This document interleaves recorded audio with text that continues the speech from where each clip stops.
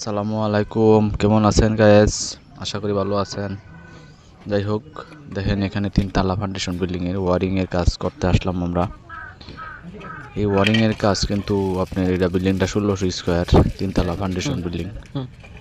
Main গেটের সামনে কিন্তু আমরা দেখেন চাপ বাতি এটা একটা আমরা ফিটিং করতে আসলাম, ফিটিং করতেছি। দেখেন আমার নিচ থেকে কিন্তু উপরে পর্যন্ত কিন্তু আপনার 20 ফিট উচ্চতা আছে, অনেক উপরে। আমি চাপ বাতিটা কারেন্টের ওয়ারিংটা করতেছি। তা আসলেও কাজটা কীরকম হলো কমেন্টে জানাবেন। আর আমি কিন্তু আপনাদের তো অলরাউন্ডার হিসেবে পরিচিত। এই বিল্ডিংটাও আমার হাতেই হয়েছে, টাইসের কাজ এবং পাম্পিংয়ের কাজ, রাজার কাজ সহ শেষাবেলা ওয়ারিংয়ের কাজ করতেছি।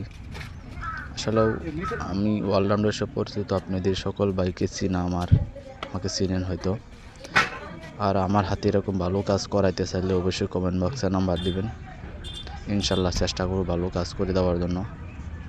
যেহেতু সব ধরনের কাজ কাম করে থাকি, আমার সাথে কিন্তু 12 মাস 30 জন লোক কাজ কাম করে থাকেন।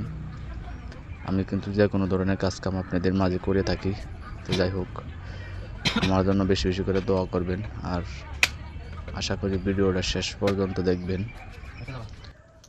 তো কাজটা কীরকম হলো অবশ্যই কমেন্টে জানাবেন। দেখেন এখানে কিন্তু 4 প্রকারের বাতি জ্বলবে। দেখেন নীল, হলুদ, ড্যাম কালার, অফাট কালার, সব ধরনের আলো এখান থেকে আসে।